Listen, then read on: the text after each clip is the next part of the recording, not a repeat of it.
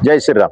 मी पदमसिंग काशीनाथ राजपूत, प्रभाग क्रमांक 26, छत्रपती संभाजीनगर, भारतीय जनता पक्ष या ब विभागातून उमेदवारी मला मिळालेली आहे। आणि या प्रभाग क्रमांक 26 मधून चारी आप्पासाहेब हिवाळे, सविताताई कुलकर्णी आणि अनिताताई सवळे या चारी उमेदवार मोठ्या मताधिक्याने निवडून येतील असं काम भारतीय जनता पक्षाने या परिसरात केलं।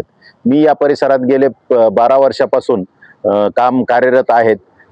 बीड बायपास रोड झाला, बीड बायपास रोडचं आंदोलन झालं, त्याच्यानंतर ड्रेनेज लाईन झाले, त्याच्यानंतर इथं परिसरामध्ये जी पण सेंट्रलमधून आणि स्टेटमधून जे पण अनुदान मिळालं त्यातून ही कामं झालेली आहेत। आणि भविष्यात इथं आतापर्यंत रोड ड्रेनेज पूर्वी काहीच नव्हतं, आतापर्यंत रोड आणि ड्रेनेजची बरीचशी कामं झालेली आहेत। आणि इथून पुढे सुद्धा आता सगळ्यात महत्त्वाचा टप्पा राहिलेला तर एक 2 ते 3 महिन्यामध्ये लोकांपर्यंत पाणी पोहोचणार आहे। आणि हा प्रभाग जो आहे मूलभूत गरजा तर आपण पूर्ण करणारच आहे, परंतु एक आदर्श आणि हरित असा प्रभाग करण्याचा आपला पुढे संकल्प राहणार आहे। आणि या परिसरातून भारतीय जनता पक्षाने नेहमी आंदोलनात केली, ते नागरिकांसाठी लोक झगडत राहिलेले। ते सर्वात महत्त्वाचं जे आहे पूर्ण महाराष्ट्रातून जे आहे गुंठेवारी जो कायदा लागलेला आहे तर तो देवळाई सातारला येतात, त्याच्यातून आपल्याला सूट मिळाली आणि हे फार मोठं यश भारतीय जनता पक्षाचं आहे। या परिसरात भारतीय जनता पक्षाने जो देवेंद्र फडणवीस साहेबांनी, आमचे आदरणीय देवेंद्र फडणवीस साहेबांनी भारतीय जनता पक्षाने या प्रभागासाठी देवळाई साताऱ्यातून फक्त पूर्ण महाराष्ट्रातून इथंच सूट दिलेली। ही सगळ्यात मोठी याच्यासाठी जे आंदोलन आणि जी हे केलेली मागणी केली, पाठपुरावा केला, हा भारतीय जनता पक्षाचा आहे। आणि इथून पुढं भरपूर काम करण्यासाठी सर्व जे आमचे चारही उमेदवार आहेत हे सामाजिक जाण असलेले, सामाजिक कार्य करणारे असलेले असे चांगल्या कॅरेक्टरचे सर्व उमेदवार आहेत। आणि कामासाठी सर्व उमेदवार काम कार्यरत राहणार आहेत, विकासासाठी विकासाची गंगा या प्रभागात आणणार आहेत। एवढं बोलून मी थांबतो। जय श्रीराम। युवा पिढी बेरोजगार बदललाय, परेशान आहे, त्यांच्या रोजगारासाठी काय करणार? युवा पिढींसाठी सुद्धा आपण भविष्यात जे तर आता जो मोठा DMIC प्रकल्प आलेला आहे, त्याच्यानंतर स्कोडाचा आलेला आहे, त्याच्यामध्ये भरपूर याचं आपल्या बिडकीन आणि शेंद्रामध्ये आपलं होत आहेत। बिडकीन शेंद्रा झालंय, त्याच्यानंतर आता पैठण रोडला होत आहेत। तर CM साहेबांनी इथं भरपूर मोठे प्रोजेक्ट आणलेले आणि देवळाई सातारा परिसर हा त्याला कनेक्ट असल्यामुळे भविष्यात मुलांना भरपूर स्कोप राहणार आहे। ते त्यांचे जी आहेत त्यांच्यासाठी भरपूर कामं उपलब्ध होतील। समजा महिलांसाठी काय उद्योग? महिलांसाठी सुद्धा या माध्यमातून रोजगार निर्मिती होईल सगळे। आणि त्या पद्धतीने जो पण आता मोठा प्रकल्प आलेले 4-5 मोठे प्रकल्प आलेत, 50,000 कोटीची कामं त्याच्यातून होणार आहेत।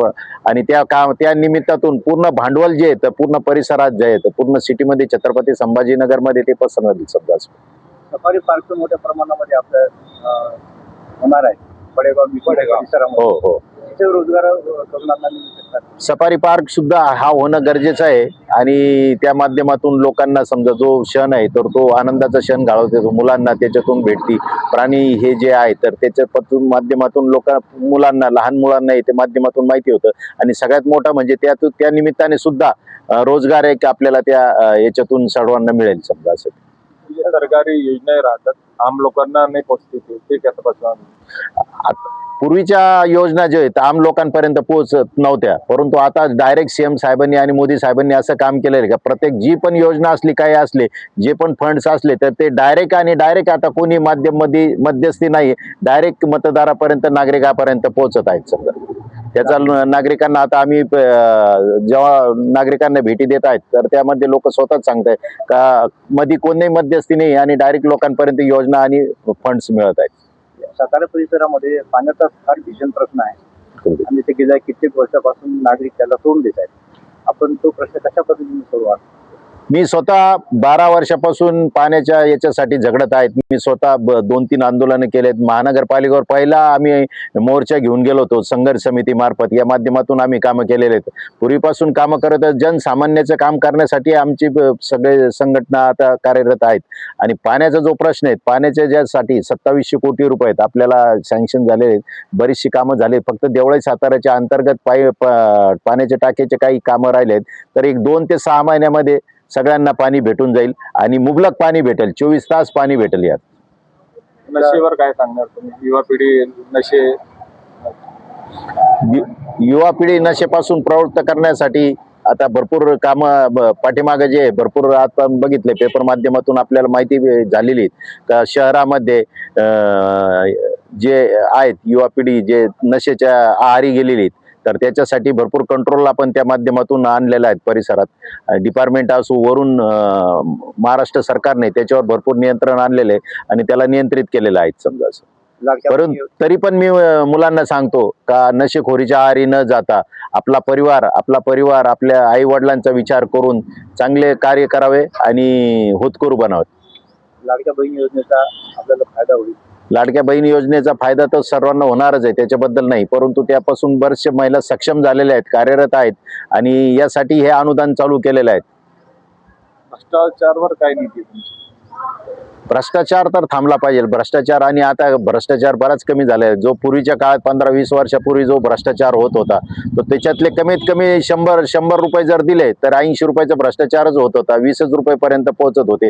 आतापर्यंत असं झालेलं आहे का 100% पैसे नागरिकांपर्यंत पोहोचत आहेत. शेवट आपल्या प्रभागाची लोकसंख्या किती आहे मतदारसंख्या? आपल्या प्रभागाची लोकसंख्या जो आहे तर 48,207 लोकसंख्या आहेत आणि बरीचशी कामं महायुतीतून रोडची कामं झाली, ड्रेनेजची कामं झालीत, रस्त्याची कामं झालीत आणि काही राहिलीत तर ती सुद्धा होणार आहेत. फक्त आता याच्यामध्ये जो आहे तर नवीन जो भाग आपल्याकडं याच्यामध्ये आलेला आहे राजनगर मुकुंदनगर, त्या परिसरात आपले आमदार अनुराधाताई चव्हाण या कार्यरत आहेत आणि त्यांनी भरपूर फंडिंग मिळून तिकडे सुद्धा कार्य चालू आहे आणि इथून पुढे सुद्धा भाग जो आहे विकसित करण्यासाठी सर्व 4ही नगरसेवक कार्यरत राहतील. तुम्ही निवडून आले तर फर्स्ट काम काय करणार?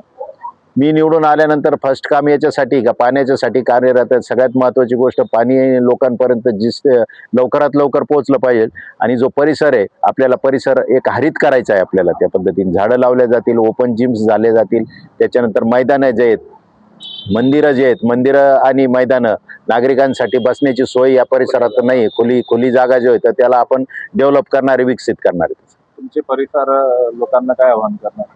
माझ्या परिसराने याच लोकांना मी सर्व लोकांना आवाहन करेल की या देवळे साताऱ्यातील जनतेला सांगण्यात येते का केंद्रात मोदी, त्याच्यानंतर महाराष्ट्रात मोदी आणि छत्रपती संभाजीनगरमध्ये जो सत्तेत आहेत पक्ष, त्या सर्व पक्षाचे 4ही उमेदवार आणि या प्रभागातून भारतीय जनता पार्टीचा महापौर आपल्या छत्रपती संभाजीनगरमध्ये बनावा. तर त्या निमित्ताने जास्तीत जास्त फंड आपल्याला या परिसरात उपलब्ध करता येईल आणि हा परिसर विकसित होईल. हेच मी सर्व मतदारांना आवाहन करतो की त्यासाठी भारतीय जनता पक्षाचे छत्रपती संभाजीनगरमधील सर्व उमेदवारांना जास्तीत जास्त संख्येने निवडून द्यावं एवढं मी. जय श्रीराम.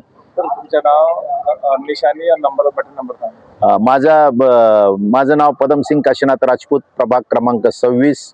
त्याच्यानंतर माझा क्रमांक आहेत 6 ब गटामध्ये 6 नंबरचा क्रमांक आहे. पदरसिंग काशीनाथ राजपूत कमळ आणि आमचे सर्व 4ही उमेदवार जे आहेत यांना सर्वांना कमळाला मतदान करून जास्तीत जास्त संख्येने निवडून द्यावे ही मी सर्व नागरिकांना विनंती करतो.